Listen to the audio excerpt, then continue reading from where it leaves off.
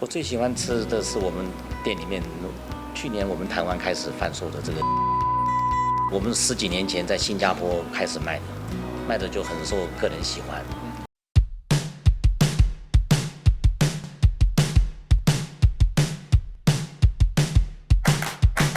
Welcome to Taiwan, Welcome to 鼎泰丰。我们鼎泰丰的特色就是好吃，服务好。哇，这个鼎泰丰哦，其实是一个可以天天吃的一个餐厅。这个小笼包来讲的话，应该是中国上海市的这个点心的。但我父亲那个时候就请了一个师傅来开了这个我们鼎泰丰的小吃店。那这个师傅，我想那个早期的师傅都是用感觉在包包子。后来96年我们跟这个日本高岛屋合作之后，这个日本就教我们这个所谓的叫做重量管制，多少的面粉跟多少的水都有一定的比例。这个小笼包是希望有18折的这样一个皱褶，看起来会比较好看，也比较好吃。这个很多小的细节需要注意，这个擀皮也要注意，这个挖馅也要注意，这个包也要注意。那包好之后，到最后蒸也是一个很大的一个学问跟一个技术。你多蒸了10几秒，可能它就破掉了；你蒸少了10几秒，它可能真的这个火候就不够。外国人对这个包子的感觉是中华料理的一个代表。那特别是日本人，就特别喜欢吃中华料理。那中华料理又喜欢吃小笼包。我想可能因为这个小笼包它比较清淡，它这个皮薄馅多。这个里面又有汤汁，吸引了很多的客人。在72年我们做鼎泰丰小笼包这个点心店的时候，我想也没有想这么多。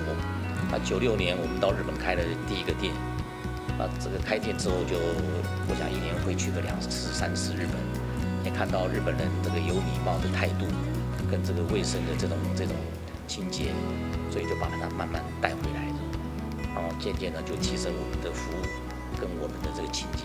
我们是这个一个所谓的叫做中餐店。我想中餐店里面放了一些锅化，我想这个让客人这个在用餐的时候可以感觉这样的一个好的一个气氛。我们最近有一个很特别的夏季限量的，就是松露蛋炒饭，都很好。我想多一些这个交流就很好。你像我们的松露炒饭，就是因为我们到这个意大利去。因为这个意大利的这个松露供应商请我们到意大利去，那这个中午在他们这个公司用餐，就看到这个生菜沙拉也爆了很多的黑松露，这个意大利面也爆了很多的黑松露。那回来就请师傅去研究怎么样我们制作一盘好吃的这个松露蛋炒饭。我最喜欢吃的是我们店里面去年我们台湾开始贩售的这个虾饼。我们10几年前在新加坡开始卖的就很受客人喜欢，很多新加坡来的客人就问说有没有虾饼。后来我们去年开始在台湾开始卖虾饼，因为客人也希望可以尝试不同。我讲很多老的客人呢，他就固定来吃小笼包，吃炒饭，但是有很多这个客人他希望能够品尝到不同的菜色，所以我们就大概1年可能会多久会研发一个新的菜出来。这个是我们的招牌小菜，这个排行第1名，很多客人喜欢吃，我也喜欢。店里面的鸡肉哦，这个鸡是在台东这个养的，那这个鸡要有16个礼拜，这个我们才拿来做料理，因为它比较够成熟，所以它做出来的鸡汤味道也比较香。一般吃就是可能要把它弄一个洞子，再来就是说，其实用嘴巴咬一个洞其实是最好，然后把它洗一下，就这样可以吃，然后沾点酱油醋。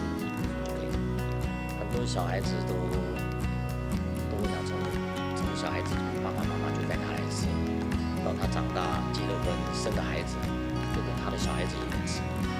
我想这个小朋友喜欢，这个中年喜欢，连老年人也喜欢。